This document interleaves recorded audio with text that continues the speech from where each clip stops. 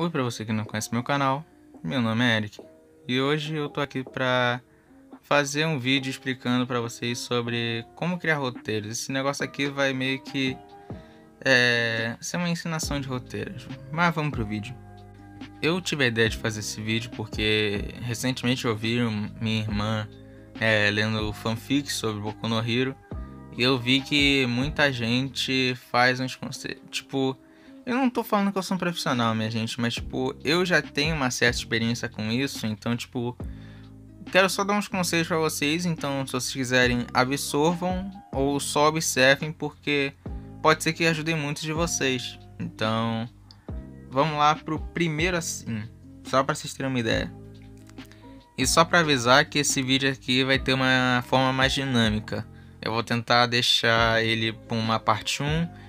E se vocês quiserem, eu posto um vídeo 2, que é aí dando outros tipos de conselhos. Então, agora sim, vamos lá para o primeiro conselho.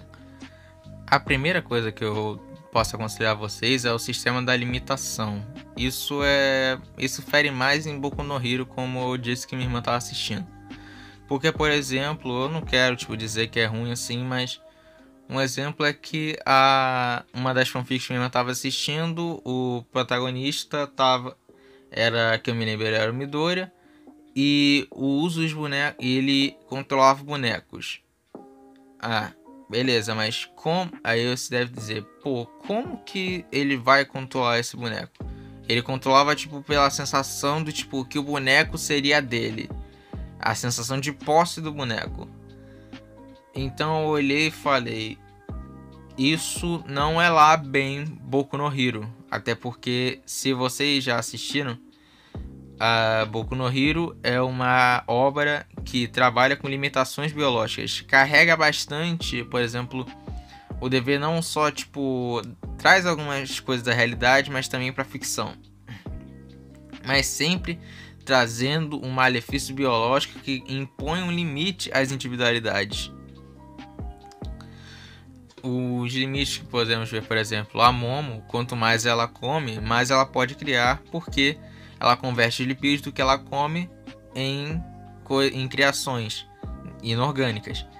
Mas isso também é o que é o cansaço. Ela não consegue, se ela cria alguma coisa muito grande, a roupa dela sai. Isso é uma outra limitação, por isso que o uniforme dela é bem aberto. Aí outra limitação dela, ela precisa comer bastante, por isso que ela precisa treinar para aumentar o estômago dela e aguentar comer mais, para assim poder criar mais. O Todoroki, por exemplo, ele não pode usar as duas unidades trocando elas ao mesmo tempo. Se ficar trocando muito para outra, ele corre risco de sofrer um choque térmico e acabar morrendo ou desmaiando. Outro exemplo, o Mineta, que, como vocês sabem, é um personagem que eu detesto. Mas ele é um outro exemplo que, se ele ficar arrancando muito o cabelo dele, a cabeça dele começa a sangrar. E isso é o negócio dele, porque você não arranca seu cabelo, porque obviamente isso vai fazer ele sangrar. E um último exemplo aqui é o Denki Kaminari. Se ele usa demais, é como se fosse um celular descarregando, ele vira um retardado completo. Então é essa coisa, é como se fosse uma limitação biológica. A sensação de você ter a posse de um boneco não é exatamente o que vai te trazer uma limitação de Boku no Hero. Isso aí é mais pro apelo mítico.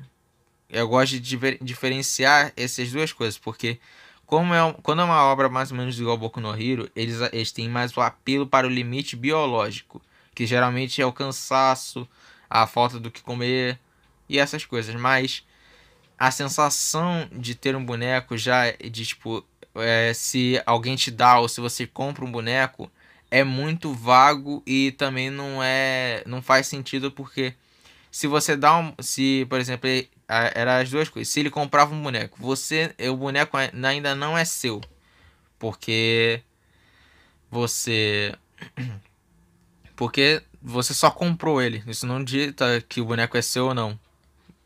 Você pode falar que ele é seu, mas ele não vai ser literalmente seu. Ou se, por exemplo, alguém dá o boneco dele de presente. Não, vai continuar sendo da pessoa que deu o presente. Ele só vai estar dizendo que é dele porque ela deu.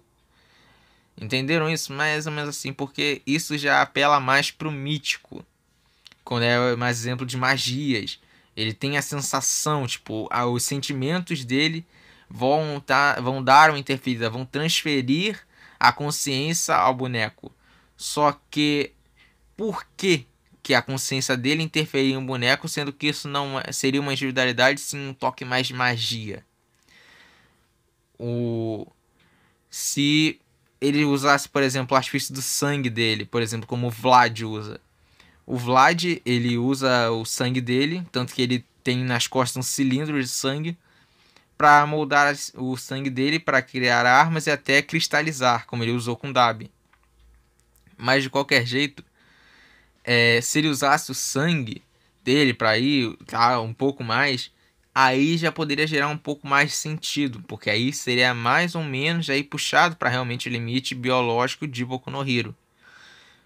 Porque como eu disse, físico, assim, biológico, não é a mesma coisa que o limite mítico. Então se atentem a esses dois detalhes. Quando você for criar uma história, tente pensar na limitação dos personagens, como você quer que eles sejam, como seria o limite de cada um deles. Ele pode ter, tipo, a apresentação de uma energia que só, ele, por exemplo, o poder dele é energia, como por exemplo o Gojo. Ele tem muita energia amaldiçoada em Jujutsu Kaisen. Tanto que é afirmado que ele consegue usar a expansão de domínio dele 3 vezes por dia. Ou seja, ele tem muita coisa e ele não tem nenhum tipo de problema com o poder dele. Ou seja, ele pode usar quanto que ele quiser até a energia dele acabar. Este é o único limite dele. Mas, por exemplo, o Fushiguro, que tem toda a questão lá das invocações dele, as sombras, ele já tem mais uma mecânica diferente. Ou, por exemplo, a Nobara, que o limite dela é quantos pregos ela consegue atirar, porque a bolsa dela não é infinita, ela tem um limite de pregos.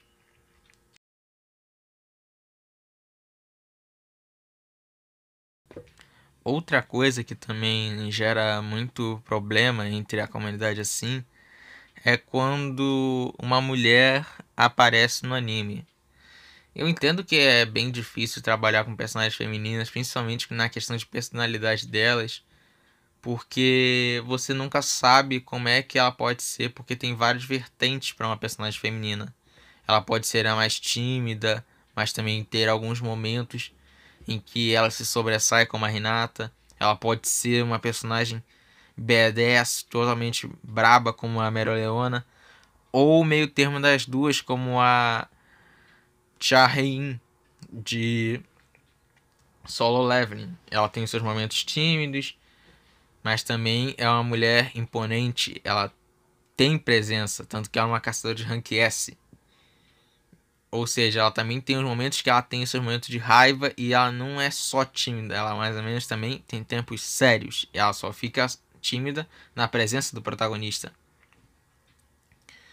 Então é esse tipo de coisa, porque vocês têm que tomar cuidado quando você uma personalidade, porque muitas vezes eu já vi gente que trata a mulher como se fosse submissa. Eu não tô falando que tipo, o meu jeito é melhor que o de vocês, mas tem que se atentar, porque isso além de tipo, pode interferir, porque por exemplo, se você posta tipo de história assim, eu não posto histórias assim em que eu detesto fazer histórias onde as mulheres são dependentes dos homens, ou que os homens são dependentes das mulheres, porque isso daí é uma total mentira, porque todo personagem pra mim tem que ser satisfeito consigo mesmo, porque sua vida não pode depender de outra pessoa. Você tem que ser satisfeito e pleno consigo mesmo. E por isso que uma personagem feminina, ela tem que ser assim. Mas quando alguém coloca uma personagem feminina para se passar como uma submissa e dependente do protagonista, deve se atentar com o porquê dela fazer isso. Porque, por exemplo, Kimetsu no Yaiba, que é uma obra que muita gente fica puxando o saco, eu, por exemplo, até gosto de Kimetsu no Yaiba, eu adoro alguns aspectos de lá. Mas, por exemplo, a Kanao, ela tem o trauma de infância que ela era muito maltratada quando pequena, por isso ela nunca falava a não ser quando mandavam. Por isso ela é literalmente um boneco que só faz as coisas quando as pessoas mandam ou quando ela estiver em dúvida, por isso ela joga a moeda. Por isso é a catarse. É o momento que dá sentido ao personagem. Porque ela não é submissa por qualquer coisa, porque ela tá apaixonada, que ela é dependente, que ela precisa, tem necessidade de obedecer alguém. Ela é assim porque tá na cabeça dela, ela é tão traumatizada nesse negócio que ela não faz isso porque ela quer. Isso já tá memorizado na cabeça dela. Se não tivesse isso, ela não obedeceria a ninguém. Ela teria o livre-arbítrio, ela tem dificuldade de ter o livre-arbítrio. Mas, por exemplo, quando você coloca uma personagem que ela simplesmente é submissa ao protagonista porque ele quer, isso fere vários conceitos de uma criação de roteiro, porque pode ser, eu não estou dizendo que às vezes, em determinados momentos,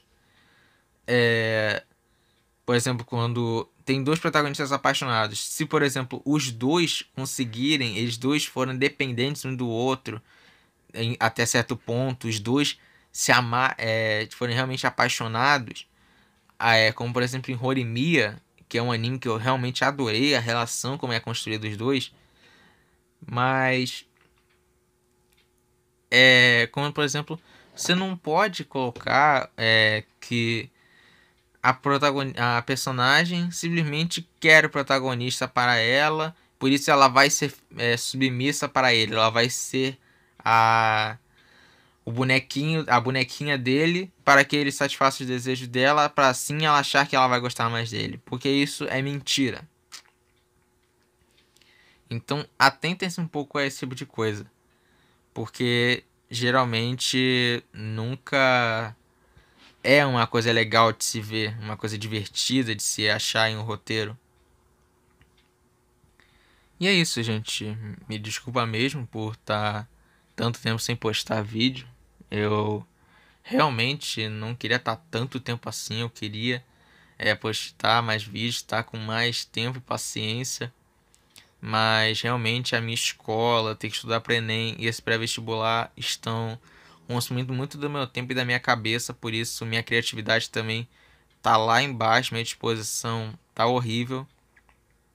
Então eu peço que vocês tenham paciência para quando o canal for voltar mesmo, eu for dar mais engajamento.